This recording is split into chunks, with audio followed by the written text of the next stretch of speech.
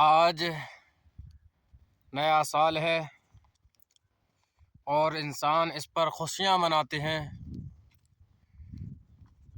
اپنی اپنی عقیدت کے مطابق خوشیوں کا اظہار کرتے ہیں۔ لیکن اگر عقل مندی سے سمجھا جائے اور اپنے دماغ کی عقل کو صحیح معنی میں استعمال کیا جائے تو شاید ہی کوئی اس پر خوشیاں منائے گا۔ انسان کے پاس جتنی بھی دولت یا دھن یا شہرت ہوتی ہے، اگر اس میں کم کر دی جائے تو انسان مایوس ہو جاتا ہے، اور مایوس ہونے کی وجہ سے اس کا چہرہ اتر جاتا ہے اور وہ خوشیاں نہیں مناتا۔ لیکن انسان کی ایک ہی بہت ہی عمدہ اور قیمتی چیز اگر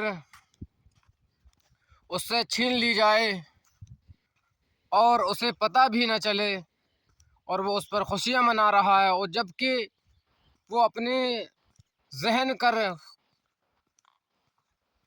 کو کھول کر سمجھے اور سوچے تو شاید ہی اس کو پتہ چل جائے گا۔ ناظرین، میں یہ بتانا چاہتا ہوں کہ انسان کی زندگی کا 1 سال گزر گیا اور اس کو خبر نہیں کہ اس نے کہاں گزارا، اور وہ زندگی بہت ہی قیمتی ہے۔ کہا جاتا ہے کہ زندگی کا 1 گھنٹہ جو گزر گیا اس کو واپس نہیں لایا جا سکتا، 1 منٹ جو گزر گیا ناظرین اس کو واپس نہیں لایا جا سکتا، لیکن زندگی کا جو لمحہ گزر گیا اسے واپس نہیں لایا جا سکتا۔ تب سوچئے کتنا افسوس کرنا چاہیے کہ میری قیمتی زندگی کا پورا سال گزر گیا اور مجھے پتہ نہیں چلا۔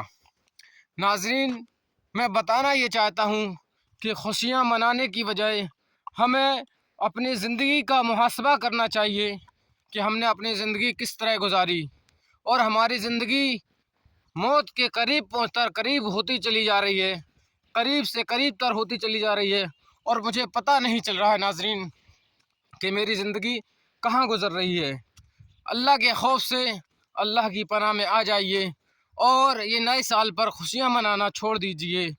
اس کی وجہ یہ نہیں کہ یہ بری چیز ہے، لیکن سوچنے والی بات یہ ہے کہ ہماری زندگی بہت ہی قیمتی زندگی ہے، اس میں سے 1 سال کم ہو گیا ہے اور پتہ نہیں کہاں گزاری زندگی۔